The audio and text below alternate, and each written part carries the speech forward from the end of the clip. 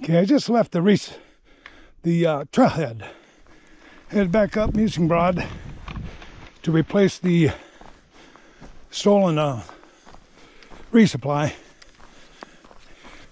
This time it's a 12-day resupply. And not that it's going to make any difference with the thief. The reason I'm doing that is because down the trail, it's 2 other 6-day resupplies. Either one of them, maybe both of them, have been stolen also. Consequently, I get out there and just like discovering this one yesterday, I got lucky. These other resupplies, I won't know about them until I get there on the trip. And when I get there, Gibbons Pass is the only one that keeps me reasonably not that far away from civilization. So if it's not there, I can turn around and head back the way it came. Schultz Saddle is a lot further in. Even that one I might be able to get out. However, if Gibbons Pass is there, I'll be able to make it all the way over from there to here. Here being Mussigbrod with the 12-day resupply waiting for me. Better to have too much than to have not enough. I'm headed over to where the canyon forks, the canyon to the left and the canyon to the right. And I'm going to be over into the right one. I'm not even on the damn trip yet. 1st of December. I'm not back. Well, I did it a couple of weeks during October. Made it up to Chief Joseph Pass. Then waited for the heavier snow to arrive and things happened, and suddenly it's December 1st. On the outside Monday. This will no longer be accessible by a vehicle on wheels until next May, June, somewhere in there. It's not the trip. It's prepping for the trip is what it amounts to. I just want to say this though about it. Even though it's not the trip itself, the trip itself is going to be up on that ridge line up there where all the snow is right now. Except there's going to be another 2 feet of snow up there when I get there from what's there right now. But I just love this. I just love it.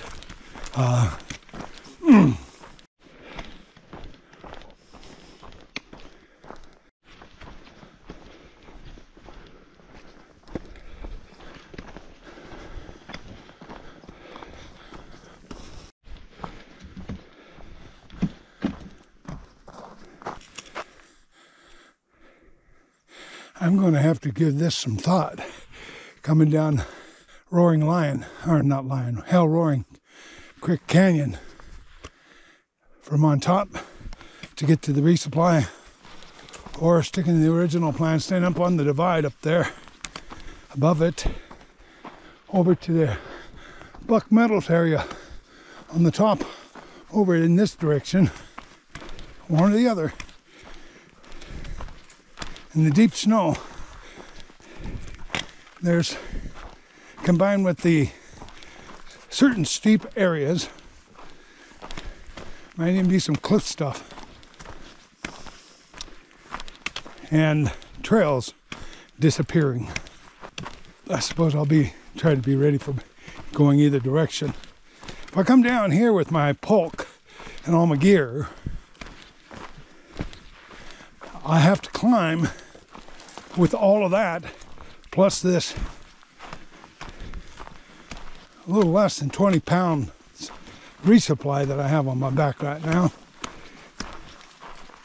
I think it's right around there. What happens in those conditions, if it's steep enough, which here it might be,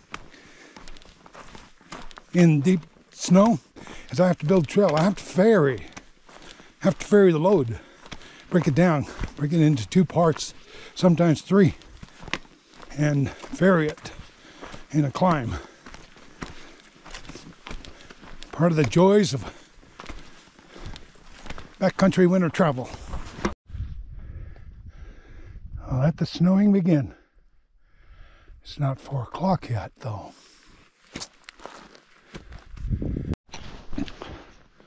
Okay.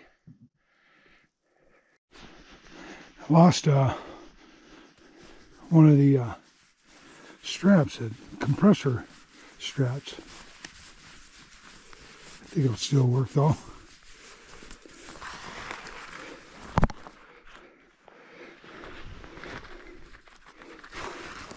Why would you want it? Why would you take? It doesn't make sense. When they stole that resupply from over near here, they took the sign also. They took like they took it all. Makes no sense. Anyway, here it is. Up there. I put the sign up now. I hung that cache. And here comes the storm. Wow. Okay then. Get back on the trail and hightail it out of here. Well, that wind isn't going to be doing too much damages. It's coming from the east. By the looks of it, a little to the south. At least it was a minute ago. Remains to be seen, but I'm walking east and that wind is in my face. By Monday, up on the high reaches, up on the divide, up to 2 feet of snow will have fallen around here. And 2 feet of powder snow, because sub-freezing temperatures do not create anything but powder snow. And powder snow, at first, it's easy to push through it. If it's only a foot deep and that sort of thing, just poof. And but as each day that goes by, that powder snow weighs down on, and those little snowflakes, they weigh down on each other, and they crush each other, and pretty soon they take on a different substance, or they become a different stuff. And then it gets tough walking through them, because one does not stay on top, even with snowshoes. And yet trying to push through that kind of stuff when it's thick like that, pretty tough. And if it's deep enough, one cannot travel in it.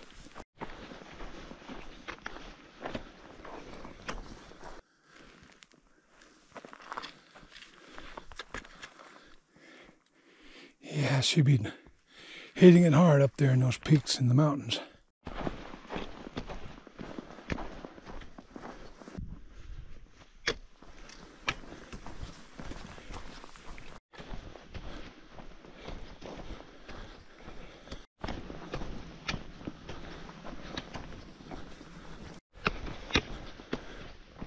Well, it's quiet out here anyway.